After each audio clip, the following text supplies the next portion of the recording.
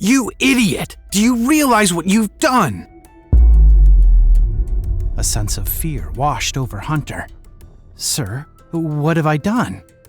Because of your stupid mistake, we're facing a $10 million loss, Daniel thundered and slammed a document on Hunter's desk.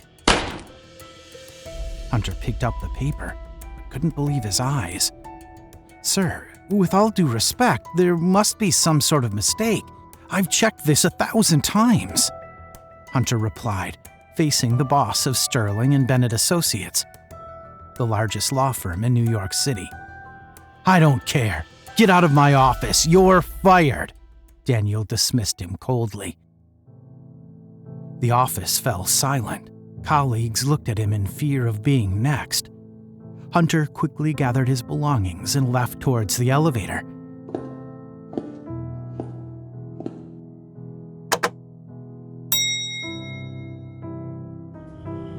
While going down, his mind was racing. I couldn't have made this error. I remember it so clearly. But he knew that arguing with Daniel was pointless. Right when he left the office, heavy rain started pouring, making him feel lost and unsure of how to explain it to his brother. So he thought of going to his favorite cafe, Sunrise Symphony, hoping it would help him avoid the issue.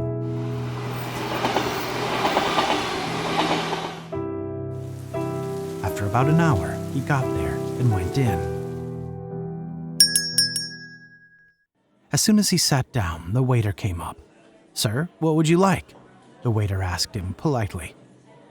Just a cup of cappuccino, thanks, Hunter ordered, a sense of desperation in his voice. As hours passed, his thoughts were becoming darker and darker. But suddenly, a middle-aged woman entered the shop and caught his attention. She seemed to look familiar, but he couldn't recall knowing her. So he looked away. After a few moments, a voice came from behind. Hello, Hunter. He jumped in surprise. The same woman was standing behind him. Hunter stood up and asked, Do I know you, miss? You could say we haven't met, she responded mysteriously and invited him to take a seat. Don't worry about that work incident. You didn't make any mistakes. You'll be fine. Hunter's heart skipped a beat. How does she know my name and about my job? He thought to himself. Leaning forward, she whispered, Hunter, I don't have much time, so listen carefully. Your father left you a letter after he passed away. Go home and find it. It's time for you to learn the truth. With those words, she stood up to leave. Wait, what's your name? Hunter called out. She leaned in and whispered, Annabelle. Then she left the cafe, disappearing into the rain. Soon after the woman left, Hunter settled the bill and dashed through the rain-soaked streets of Astoria. Within minutes, he reached the familiar 2-story building on 24th Street. With his heart pounding, he unlocked the door and went up to his second-floor apartment.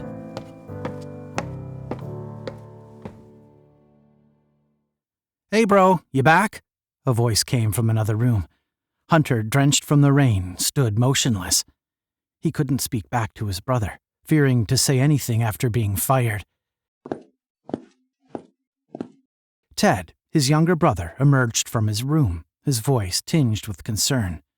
Hey, how's your day? There was an unsettling silence. Ted called out again, but still no response. Growing increasingly worried, he stepped closer.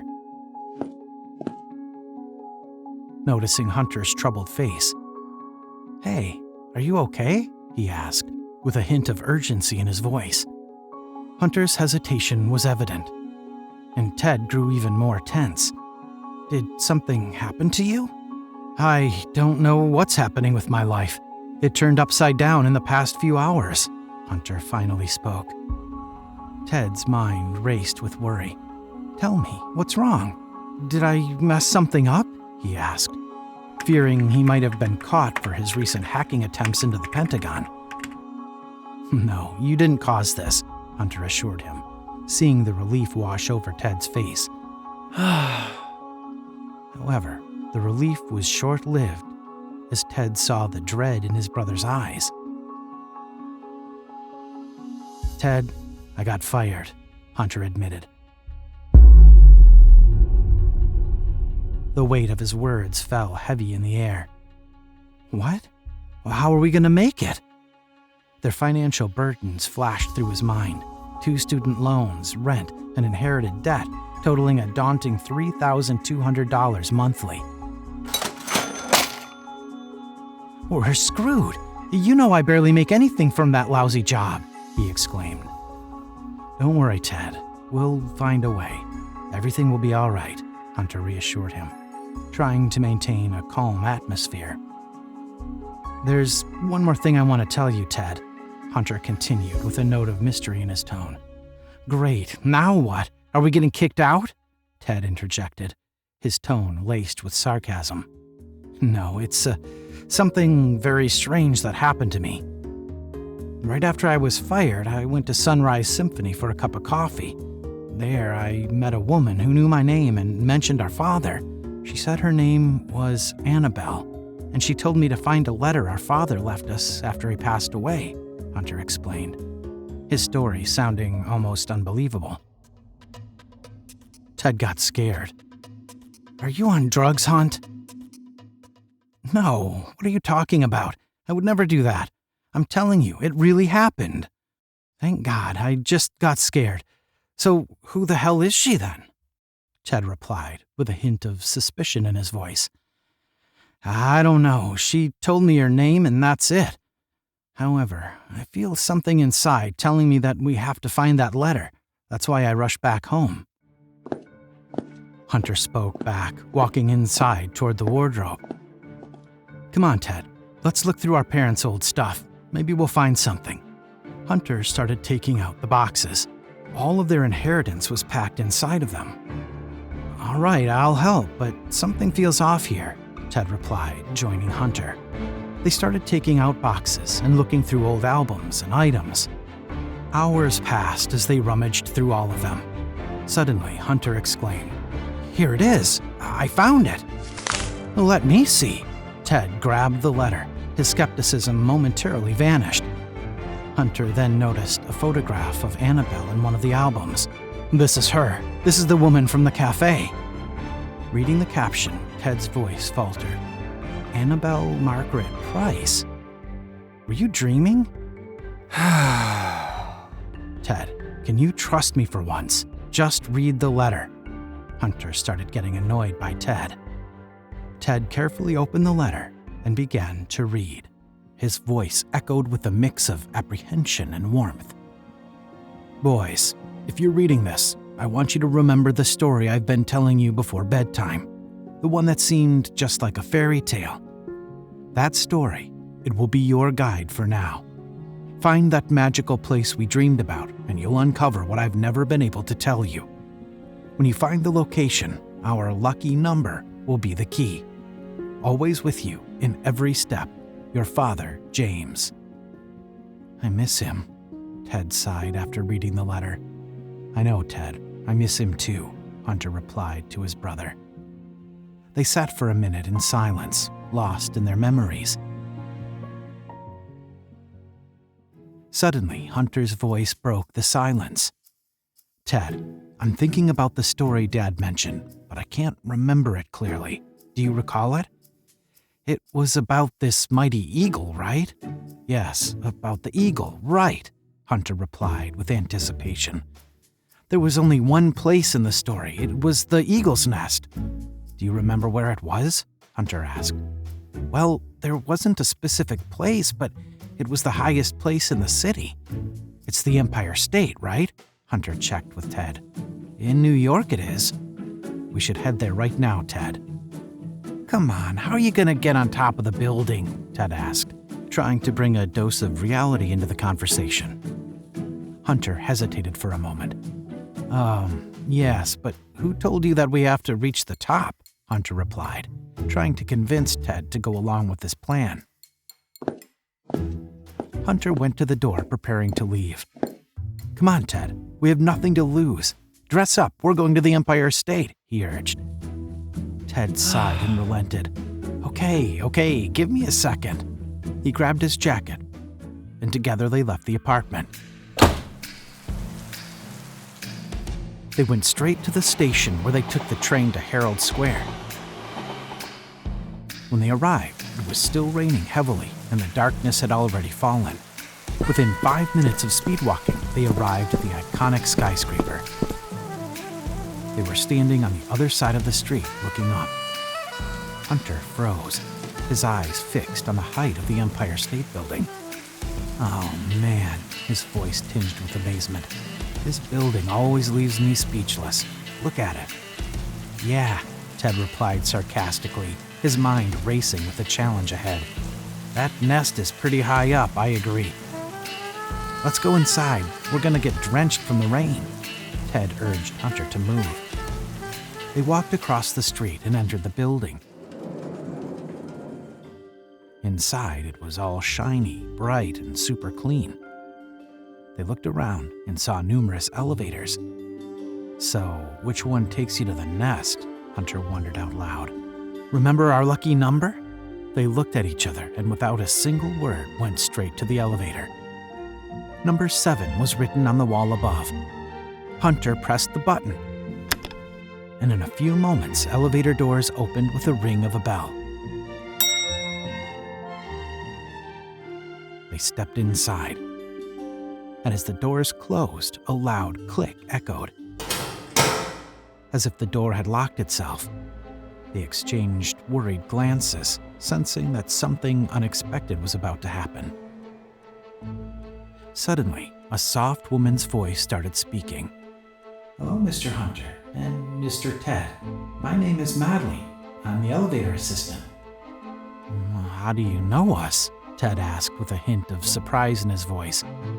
It's my duty to know the successors of the Price family. I guess you want to visit the Eagle's Nest, right?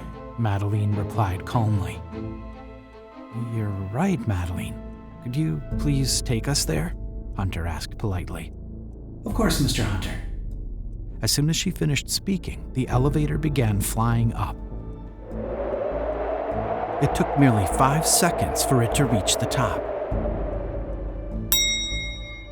And when the doors opened, they were stunned. Their eyes were wide and filled with disbelief.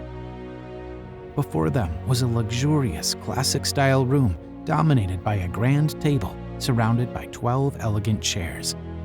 The luxury of the room indicated that it belonged to the richest people in the world. Welcome to the Eagle's Nest. Madeline invited them in, her voice soothing as they still stood inside the elevator.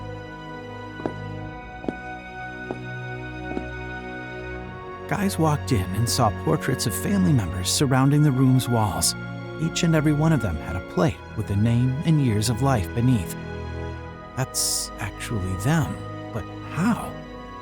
They were both in disbelief after seeing their parents' portraits on the wall. Ted, still harboring doubts, spoke up. This place can't come from our father. He was nowhere near this rich. Come on, Ted, then how did we get here? Hunter retorted, with frustration in his voice. Ted fell silent. He couldn't explain how all of this could have happened. They continued to explore the area. It was filled with a lot of expensive-looking objects, and every single one of them seemed to have a story to tell. Suddenly, both of their attention was caught by a massive golden eagle statue. Hunter came up and touched its feet. To his shock, the eagle began to move. Startled, Hunter jumped back. The eagle awakened from its slumber and began to speak. And you must be, Eagle inquired. Hunter Price, he replied. It's a pleasure to finally meet you, and I assume this is Ted, right? The eagle asked. Yes, it is, Ted replied. So, tell me, why did you come to me? Our father left us a letter and it guided us to this place, Hunter answered respectfully. Well, in that case, you come to the right place. I think your father has left something for you in here as well. With With those words, the wall behind the eagle shifted, revealing a small box with a letter resting on top of it. Hunter carefully took the letter, opened it, and began reading. Dear Ted and Hunter, if you're reading this letter, it means you found the nest. I'm glad that you're here. In the box, you will find 2 special bracelets. At first glance, they may appear ordinary, but make no mistake, they are unique and of great significance. Wear them at all times and never take them off. The time will come and you will know the rest. Your beloved father, James. Hunter stopped reading, and as he held the letter, it turned into ashes. Did you see that? Hunter's voice filled with astonishment. Ted couldn't find any words after witnessing that magical spectacle. Hunter retrieved the box and placed it on the grand table. As he opened the box, there were indeed 2 solid silver bracelets. They looked simple in design, but exceeded in quality and style. He took them out, handed one to Ted, and said, Let's put them on. We'll see if something happens. With a sense of anticipation, they slowly secured the bracelets around their wrists, expecting some kind of mystical occurrence. To their disappointment, nothing happened. The bracelets appeared no different from ordinary ones. Yeah, I think we'll have to wait, Ted uttered, his voice tinged with a hint of disappointment. The wall behind them closed and the eagle spoke up. Don't worry, everything will come at the right time. So what? We're nearly broke. Hunter lost his job. How are we going to pay everything off? Ted burst out loud as he remembered all of their burdens. Ted, I've told you we're going to make it. Trust me. Hunter tried to calm him down. Eagle spoke up again. Don't worry. All of your burdens will be sorted out through time. Just go back to your home and continue living your life. Easy for you to say. You won't have to pay the debts, Ted muttered with disappointment. Come on, Ted. Let's go back home. We'll find a solution. Hunter calmed him once again and went to the elevator. Madeline, we'd like to leave, Hunter ordered.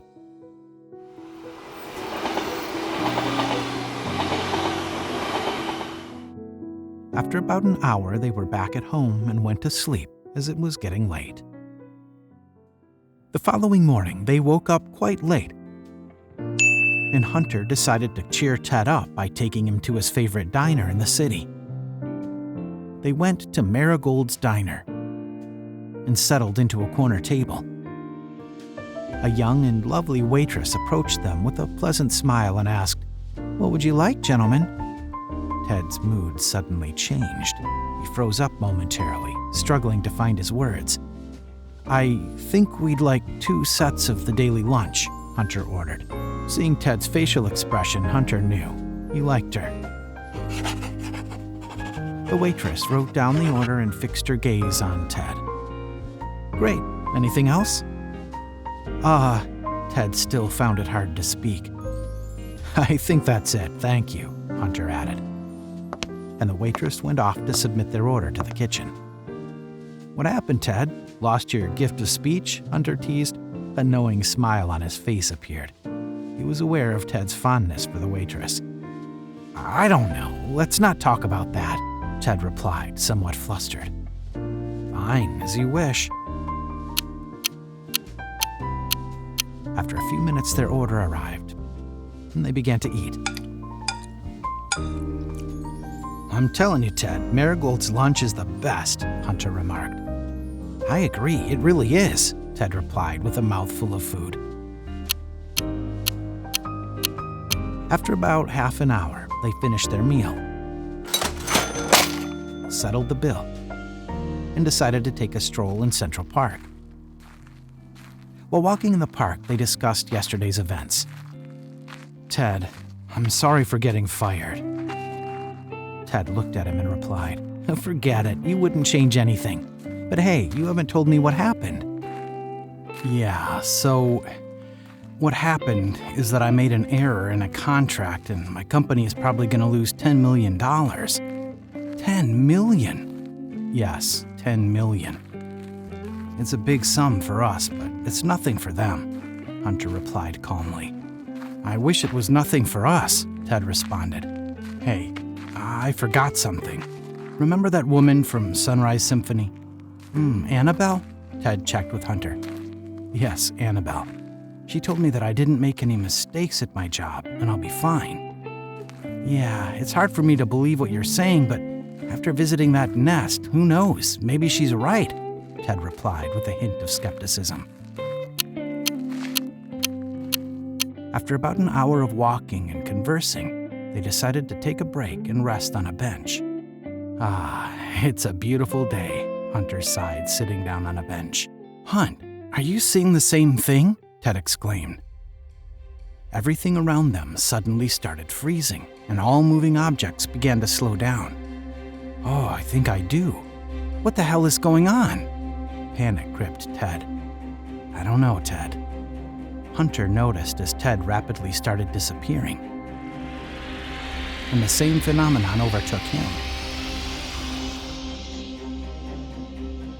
In a matter of moments, they found themselves inside a well-appointed library. Hey, are you fine? Hunter checked with Ted. Yeah, where the hell are we? I don't know, Ted, Hunter replied, feeling absolutely lost. They were surrounded by tall shelves filled with old books, reaching up to a fancy ceiling. The air was filled with the musty scent of paper and leather. While they were trying to make sense of their surroundings, a voice began addressing them. Hello, boys. I'm very pleased to see you here. A sense of fear washed over them. A mysterious man was sitting in an armchair next to the fireplace, smoking a cigar.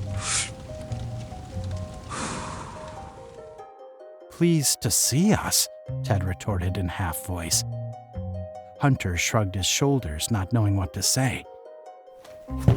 The man stood up from his luxurious armchair and started walking towards them. Hello, my name is Phineas. He reached out his hand to greet them. Do you know our names? Ted asked while shaking his hand. How could I not? I've been working with your family for a very long time, Phineas replied. His smile widened even more. So, could you please tell me? Ted asked him with his typical suspicion. Judging from your questions, you are Ted. And you, the elder Hunter, Phineas answered as if he knew them for their entire life. Are we here because of the bracelets? Ted sensed that it was the only reason it could have happened. I think you know the answer, Phineas replied, turning away and walking back towards the fireplace. Wait, can you explain how it works? Hunter exclaimed. Hey, I'm not going away. Phineas threw his cigar into the fire and said, All right, boys, I'll introduce you to the game. A game? Ted got confused. Well, technically it isn't a game, and it's quite important, but that's what I like to call it. Please come with me. Ted and Hunter became even more confused, but at the same time super excited.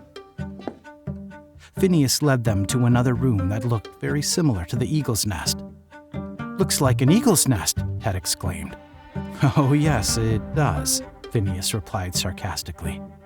Listen to me, boys. You'll be going on a journey, and I need to let you know a couple of things beforehand. What kind of journey are you talking about? Ted asked him, feeling absolutely lost. You will figure everything out in the meantime. Trust me. For now, all you need to know is that you have to follow the instructions. They will appear on the back of your bracelet every time it heats. Ted looked at his bracelet. Instructions? Yes, the instructions. They're very important. Always follow them. Trust me, you don't want to experience what happens if you don't. Oh, and I almost forgot this.